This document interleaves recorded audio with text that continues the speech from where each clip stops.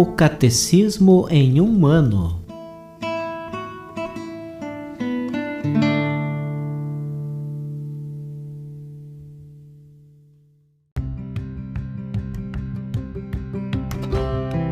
Olá, eu sou Yuri, seminarista da Diocese de Ponta Grossa, Paraná. Você está ouvindo o podcast O Catecismo em um Ano. Vamos ler todo o Catecismo da Igreja Católica ao longo de 365 episódios. Estamos utilizando a tradução em português apresentada pela CNBB em 2013, baseada na edição típica em latim de 1997.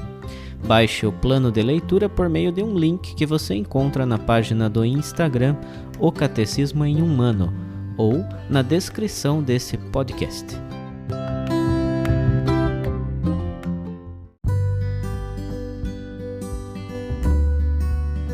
Chegamos ao dia 351 do nosso podcast, O Catecismo em um Ano. Estamos na quarta grande parte do nosso catecismo, que trata sobre a oração cristã. E de modo especial agora na segunda sessão, estamos refletindo sobre a oração do Pai Nosso. No dia de hoje, leremos dos números 2765 a 2772, de modo que vamos continuar a reflexão sobre o Pai Nosso como um grande resumo de todo o Evangelho.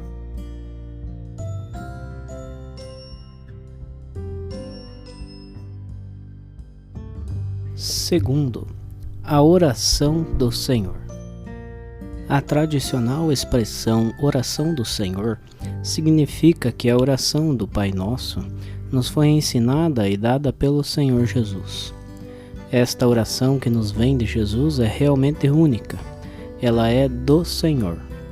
Com efeito, por um lado, mediante as palavras desta oração, o Filho único nos dá as palavras que o Pai lhe deu. Ele é o mestre de nossa oração. Por outro, como Verbo encarnado, ele conhece em seu coração de homem as necessidades de seus irmãos e irmãs humanos e as revela para nós. É o modelo de nossa oração. Jesus, no entanto, não nos deixa uma fórmula a ser repetida maquinalmente. Como em qualquer oração vocal, é pela palavra de Deus que o Espírito Santo ensina aos filhos de Deus como rezar a seu Pai. Jesus nos dá não só as palavras de nossa oração filial, ele dá ao mesmo tempo o Espírito pelo qual elas, em nós, são Espírito e são vida, conforme João capítulo 6, versículo 63. Mais ainda, a prova e a possibilidade de nossa oração filial consiste no fato de que o Pai enviou aos nossos corações o Espírito de seu Filho, que clama Abba, Pai, conforme Gálatas capítulo 4, versículo 6.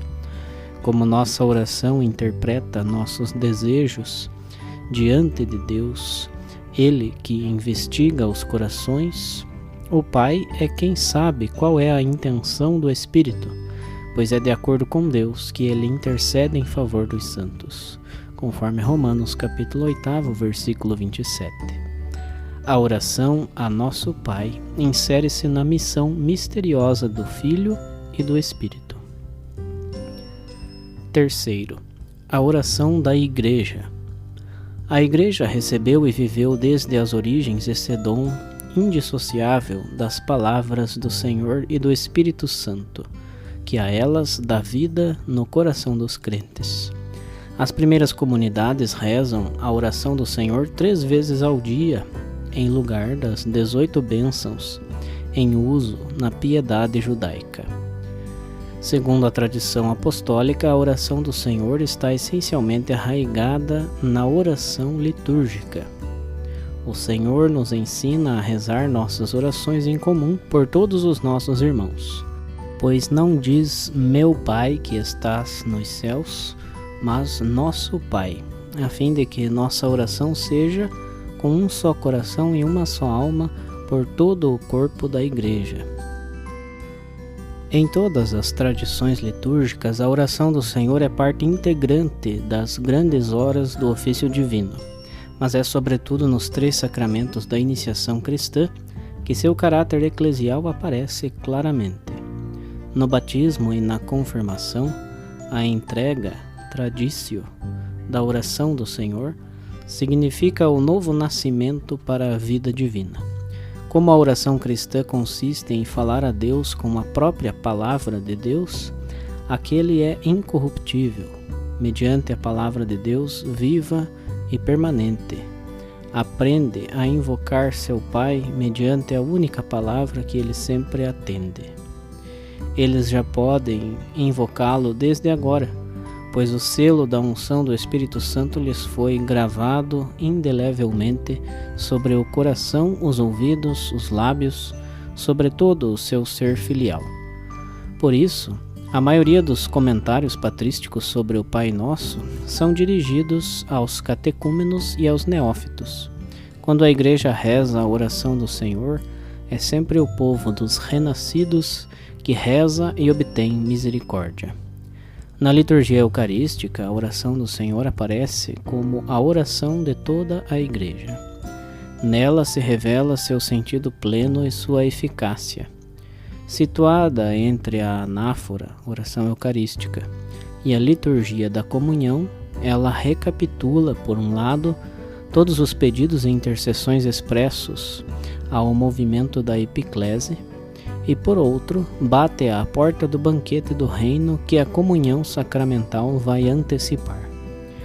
Na Eucaristia, a oração do Senhor manifesta também o caráter escatológico de seus pedidos.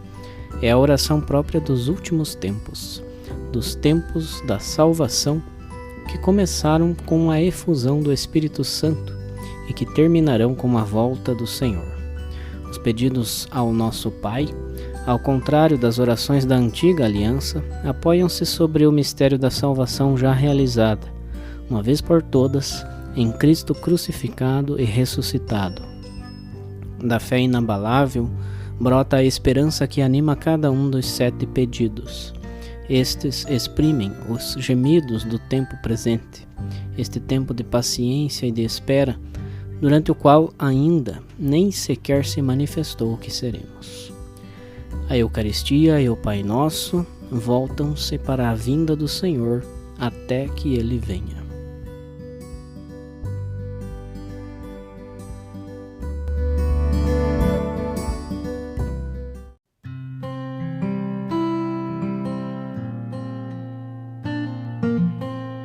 Como um comentário adicional à leitura de hoje do nosso catecismo, faremos a leitura de mais uma catequese do Papa Francisco, dando continuidade ao tema do Pai Nosso.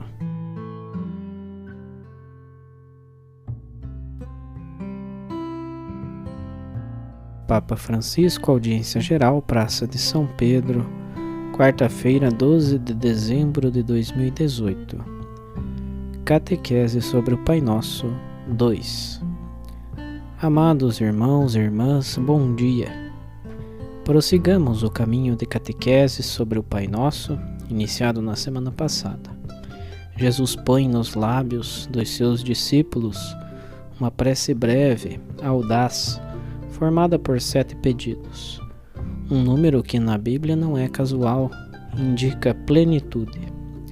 Digo audaz porque, se Cristo não a tivesse sugerido, provavelmente nenhum de nós, aliás, nenhum dos teólogos mais famosos, ousaria rezar a Deus desta maneira. Com efeito, Jesus convida os seus discípulos a aproximar-se de Deus e a fazer-lhe com confidência alguns pedidos. Antes de tudo, em relação a Ele e depois em relação a nós. Não há prefácios no Pai Nosso. Jesus não ensina fórmulas para adular o Senhor. Aliás, convida a pedir-lhe abatendo as barreiras da reverência e do medo. Não diz para se dirigir a Deus, chamando-lhe de onipotente, altíssimo. Tu que estás tão distante de nós, eu sou miserável. Não diz assim, mas simplesmente Pai. com toda a simplicidade, como as crianças se dirigem ao Pai. E esta palavra, Pai, expressa a confidência e a confiança filial. A oração do Pai Nosso afunda as suas raízes na realidade concreta do homem. Por exemplo, faz-nos pedir o pão de cada dia, pedido simples, mas essencial, o qual diz que a fé não é uma questão decorativa, separada da vida, que intervém quando todas as outras necessidades foram satisfeitas. No máximo, a oração começa com a própria vida. A prece, ensina-nos Jesus, não começa na existência humana quando o estômago está cheio. Ao contrário, existe onde quer que haja um homem qualquer que tem fome, que chora, que luta, que sofre e se pergunta por quê. A nossa primeira prece, num certo sentido, foi o gemido que acompanhou o primeiro respiro. Naquele choro de recém-nascido, anunciava-se o destino de toda a nossa vida, a nossa fome contínua, a nossa sede perene, a nossa busca de felicidade. Jesus, na oração, não quer apagar o humano, não o quer anestesiar, não quer que moderemos as perguntas, nem os pedidos, aprendendo a suportar tudo. Ao contrário, quer que cada sofrimento, qualquer preocupação, se projete rumo ao céu e se torne diálogo. Ter fé, dizia uma pessoa, significa acostumar-se ao brado. Todos deveríamos ser como o Bartimeu do Evangelho. Recordemos aquele excerto do Evangelho segundo Marcos, em que Bartimeu, o filho de Timeu, aquele homem cego que mendigava às portas de Jericó, tinha à sua volta tantas pessoas bondosas que lhe impunham o silêncio. Cala-te, o Senhor passa, cala-te, não incomodes. O Mestre tem muitas coisas a fazer, não o aborreças. Tu importunas com os teus gritos, não perturbes. Mas ele não ouvia aqueles conselhos. Com santa insistência pretendia que a sua mísera condição pudesse finalmente encontrar Jesus, e bradava mais alto, e as pessoas educadas: não, é o Mestre, por favor, ficas mal visto. E ele bradava, porque queria ver, queria ser curado: Jesus, tem piedade de mim. Jesus restituiu-lhe a vista e diz-lhe: a tua fé te salvou. Como que para explicar que o mais decisivo para a sua cura foi aquela prece, aquela invocação bradada com fé, mais forte que o bom senso de muitas pessoas que queriam que ele se calasse. A oração não só precede a salvação, mas de certa forma já a contém, pois liberta do desespero de quem não acredita numa saída para tantas situações insuportáveis. Depois, certamente, os crentes sentem também a necessidade de louvar a Deus. Os evangelhos contêm a exclamação de júbilo que promana do coração de Jesus, cheio de grata admiração pelo Pai. Os primeiros cristãos sentiram até a exigência de acrescentar ao texto do Pai Nosso uma doxologia: porque teu é o poder e a glória nos séculos. Mas nenhum de nós é obrigado a aceitar a teoria que no passado alguém propôs, isto é, que a oração de pedido seja uma forma tíbia de fé, enquanto que a oração mais autêntica seria o louvor puro, aquele que procura a Deus sem o peso de pedido algum. Não, isto não é verdade. A prece de pedido é autêntica, espontânea, é um ato de fé em Deus que é Pai, que é bom, onipotente. Trata-se de um ato de fé em mim, que sou pequenino, pecador, necessitado. E por isso a oração para pedir é algo muito nobre. Deus é o Pai, que tem imensa compaixão por nós e deseja que os seus filhos lhe falem sem medo, chamando-lhe diretamente Pai. ou nas dificuldades, dizendo: Mas, Senhor, o que me fizeste? Por isso, podemos contar-lhe tudo, até aquilo que na nossa vida permanece distorcido e incompreensível. Prometeu-nos que teria ficado conosco para sempre, até o último dia que vivermos nesta terra. Rezemos o Pai Nosso, começando assim, simplesmente, Pai ou Papá. É Ele que compreende-nos e ama-nos muito.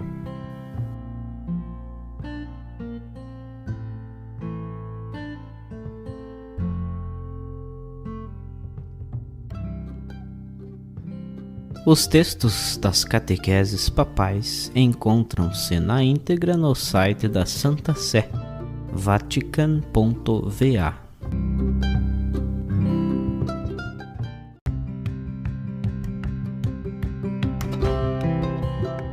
Você acaba de ouvir mais um episódio do podcast O Catecismo em um Ano. Continue nesse bom propósito de aprofundar o conhecimento e a vivência da fé católica e procure participar da sua comunidade. Rezemos por todos que estão fazendo esse caminho de leitura do Catecismo. Até amanhã!